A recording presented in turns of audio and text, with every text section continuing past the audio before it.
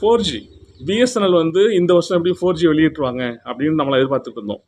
இப்போ கூட பார்த்தீங்கன்னா சமீபத்தில் ஜியோ, வோடோஃபோன் மற்றும் ஏர்டெல் எல்லாமே தங்களுடைய கட்டணத்தை கடுமையாக உயர்த்திய நிலையில் இப்போ எல்லாருமே கிட்டத்தட்ட 80 லட்சம் பேர் வந்து பிஎஸ்என்எலுக்கு பக்கம் போயிட்டாங்க.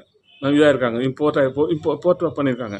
அதாவது இந்த நெட்ஒர்க்லேருந்து பிஎஸ்என்எல் பக்கம் போயிருக்காங்க. இந்த நிலையில் பார்த்தீங்கன்னாக்கா 4G இப்போ வந்து ப்ரைவேட் பிளேயர்ஸ்லாம் பார்த்தீங்கன்னா ஏர்டெல், வோடோஃபோன், ஜியோலாம் பார்த்தீங்கன்னா 5Gயை வந்து செயல்படுத்த போகிறாங்க அது மூலயமா.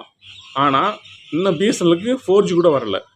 இந்த நிலையில் இருக்கும்போது இந்த வருஷம் எப்படி 4G வந்துடும் அப்படின்ட்டு பிஎஸ்என்எல் மூலியமாக தகவல் சொல்லப்பட்டிருந்தது. ஆனால் இன்றைக்கி என்னன்னாக்கா பாராளுமன்றத்தில் என்ன பண்ணியிருக்காங்கனாக்கா இந்த ஆண்டு தொடங்குவதற்கான வாய்ப்பு இல்லை, அது 2025ஆம் ஆண்டில் தான் பிஎஸ்என்எலுக்கு 4G சேவை வழங்கப்படும் அப்படின்ட்டு நாடாளுமன்றத்தில் அரசின் சார்பாக தெரிவிக்கப்பட்டுள்ளது.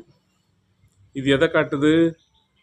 பிஎஸ்என்எல் பக்கம் வந்து கிட்டத்தட்ட 1 கோடி மக்கள் வந்து பிஎஸ்என்எல் சேவையை பின்பற்றி வருவதால் அந்த பிரைவேட் பிளேயர்ஸ் ஜியோ, ஏர்டெல், வோடோஃபோனுக்கு வந்து பாதிப்பு என்பதை உணர்ந்து கொண்ட ஒன்றிய அரசாங்கம் இவங்க எப்போதுமே தனியார் பக்கம் தான் நிற்பாங்க. அரசாங்க நிறுவனமாக பிஎஸ்என்எல் வந்து ஏறெடுத்து கூட பார்க்க மாட்டாங்க.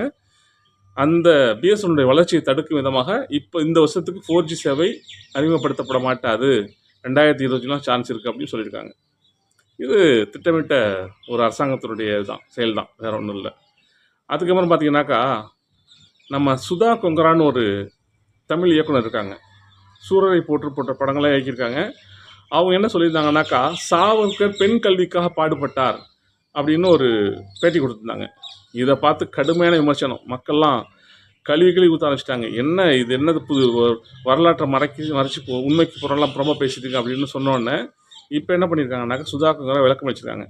சிறு வயதில் ஆசிரியர் சொன்னதை வைத்து நான் அப்படி கூறிவிட்டேன், அதன் உண்மையை சோதித்திருக்க வேண்டும், அது என்னுடைய மிகப்பெரிய தவறு, நான் பிழையை சுட்டிக்காட்டியவர்களுக்கு நன்றி, ஜோதிராவ் பூலே, சாவித்ரி பூலே ஆகியோருக்கு நான் என்றும் கடமைப்பட்ட தலைவணங்குகிறேன் என்று கூறியிருக்கார்.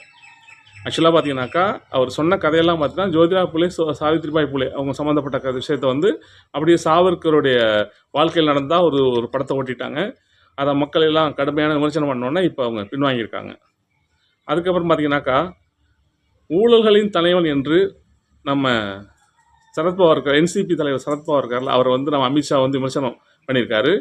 இதற்கு கடுமையான எதிர்வினையாற்றிருக்கிறார் சரத்பவார்.